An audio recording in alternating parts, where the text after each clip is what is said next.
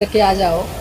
एक तरफ महाकुंभ में आस्था और श्रद्धा का जन सैलाब उमड़ रहा है, तो दूसरी तरफ भगदड़ के दर्दनाक हादसे से लोग उबर नहीं पाए हैं। उत्तर प्रदेश में मऊ से लेकर आजमगढ़ तक कई जनपदों में लोगों की एक जैसी कहानी है। मौनी अमावस्या को हुए हादसे में कई परिवार उजड़ गए और कई जगह लोग अपनों से बिछड़ गए, जिनकी तलाश अभी भी जारी है।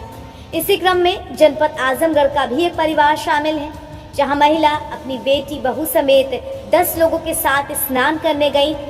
हादसे के बाद उनकी बेटी अपने 6 माह की बच्ची और भाभी को साथ में लेकर अपनी मां को ढूंढती रही। घंटों बाद शव मिला तो बिलखने लगी। सर, हम लोग सेक्टर 21 में थे, जहाँ पे चौराहा पड़ रहा था। वहाँ पे हम लोग लेफ्ट साइड से जा रहे थे और बाकी लोग जो है अपने साइड से आ रहे थे, लेकिन अचानक जो है भीड़ काफ़ी ज़्यादा हुई। जो लेफ्ट साइड, जिनको राइट साइड से जाना चाहिए था, वो लेफ्ट साइड में आ गए, जिसकी वजह से एक कोने पे क्राउड ज़्यादा हो गया। और बगल में एक पंडाल था जो कि किसी साधुओं का रहा होगा।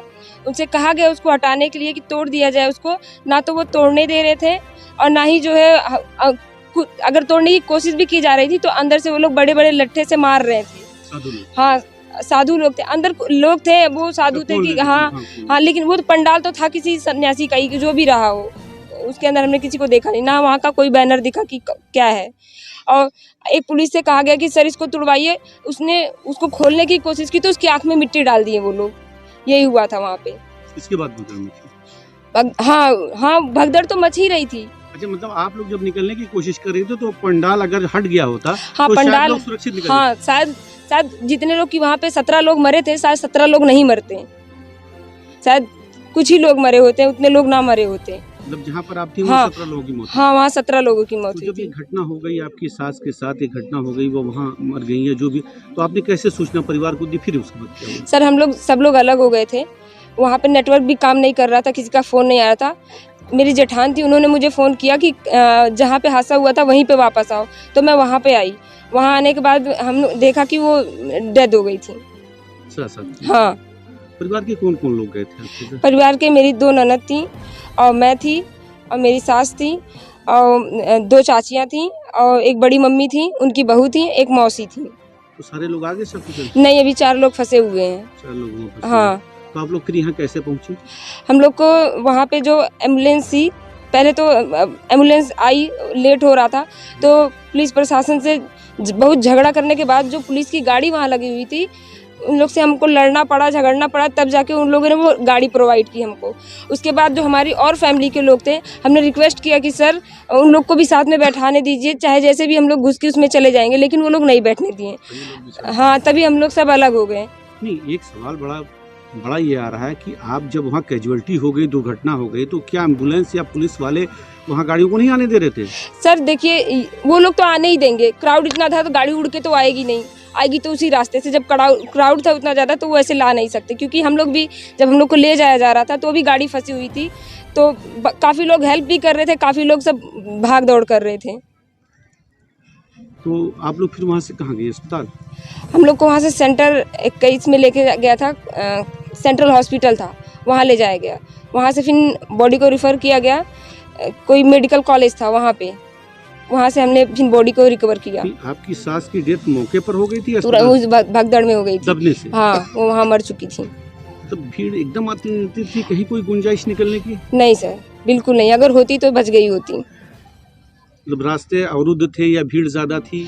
भीड़ ज़्यादा थी सर, भीड़ ज़्यादा रहेगी तो रास्ते अपने आप अवरुद्ध हो जाएंगे। सर, टोटल ये लोग 9 लोग गए थे, जिसमें से 4 लोग तो एक ही परिवार के सदस्य थे, बाकी ये लोग 5 लोग पाटीदार थे। उसमें जब भगदड़ हुआ तो फिर उसमें बिछड़ गए सब लोग। अभी तक उनके पास, एक लोगों के पास मोबाइल भी थी का, शायद उनके पास वो चार्जिंग ना हो तो कनेक्ट नहीं हो पा रहा था। बाद में उनको पता चला, फिर एक बार रात में वो कॉल भी की कि नहीं, मैं कहीं पर सुरक्षित हूँ। तो अभी तक तो हमारे पास ये लोग घर भी नहीं आ पाए हैं, अभी उधर से ही बचे हैं, छूटे हुए हैं। तो 5 लोग के तो 4 लोग तो साथ में हैं, 5 लोग अभी घर नहीं पहुंच पाए हैं। मिसिंग है? जी, मिसिंग है 9 लोगों में से।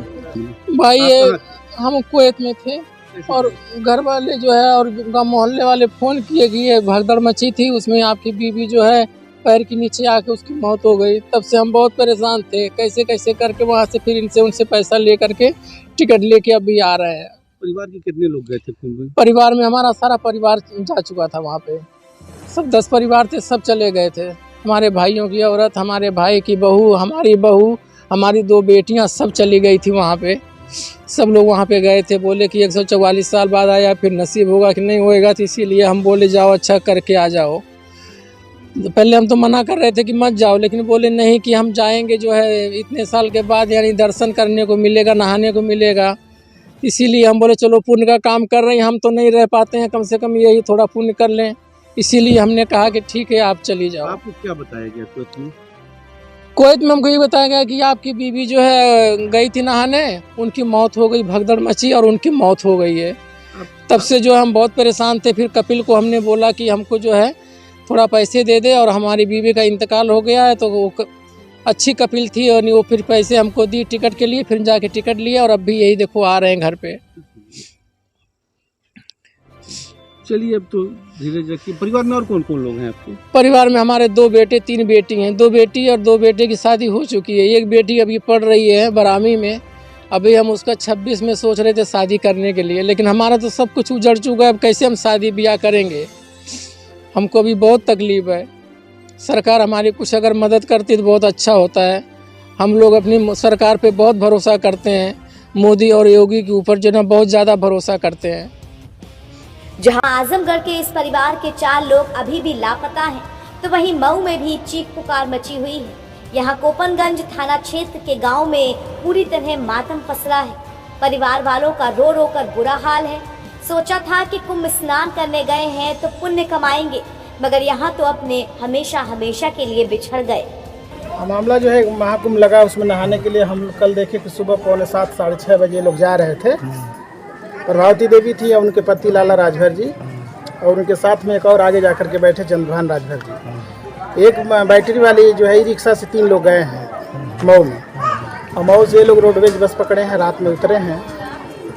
सुबह फ़ोन आता है कि जो है कि उनका भगदड़ में जो है कि 1:30 बजे 2 बजे करीब जो भगदड़ मचा था महाकुंभ में, तो उसी समय इनका डेथ हो जाता है। तो पता कैसे चलता है कि इनकी मृत्यु हो गई? ये इनके पति वहीं से बिछड़ जाते हैं। जब बिछड़ जाते हैं तो पत्नी इनकी उसी में गिर जाती हैं, दब जाती हैं। लेकिन गांव की कुछ और महिलाएं गई हैं, तो उसमें एक लड़की करीना नाम की है जो मोबाइल पा जाती है इनकी, कहती है अरे तो हमारे गांव की हैं। तो उसी मोबाइल पर राजन का फ़ोन आता है उनके लड़के का, और उसी फ़ोन से वो बताती है लड़की की चाची इस तरह हादसा में मर गई हैं। तो वह लड़का जो है अपने बहन के यहाँ फ़ोन करता है। उसको क्या मालूम, वो भी समाचार सुन करके अपना जो है बाहर से फ़ोन करता है कि सारे लोग गए हैं, तो मेरी मम्मी भी वहाँ गई है। तब वह जान जाता है। गाँव से लगभग 500-600 लोग गए हैं, 10 पिकअप गए हैं और तमाम साधन से गए हैं। कुछ लोग भी रास्ते में, कुछ लोग आ रहे हैं। वैसे इनका काम था जो है ये सन पापड़ी उपड़ी बेचते थे, घूम करके गांव में फेरी लगाते थे। वैसे तो बहुत बेचारे गरीब हैं। इनकी 4 पुत्रियां हैं, 2 बच्चे हैं, दोनों बाहर रहते हैं।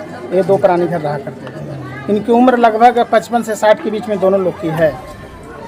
और ये सत्य है कि उनकी मृत्यु हो गई है। हम सभी लोग इसीलिए सुबह से सारे लोग यहाँ आ रहे हैं, जा रहे हैं, सभी लोग एकत्रित हैं। हम तो यही चाहेंगे शासन प्रशासन से, सरकार से कि ये इनकी जो है लाश की शिनाख्त करके, पहचान करके घर भेजा जाए, इनके अंतिम संस्कार हो, और सरकार इनको अधिक से अधिक मुआवजा उसमें दे ताकि इनका काम क्रिया और कार्य हो सके। बताते चलें कि महाकुंभ में मौनी अमावस्या के अमृत स्नान में मची भगदड़ के बीच कई लोगों के हताहत होने की खबर है। जहां प्रशासन ने 30 लोगों की जान जाने की पुष्टि की है, वहीं घायलों का अस्पताल में इलाज भी चल रहा है।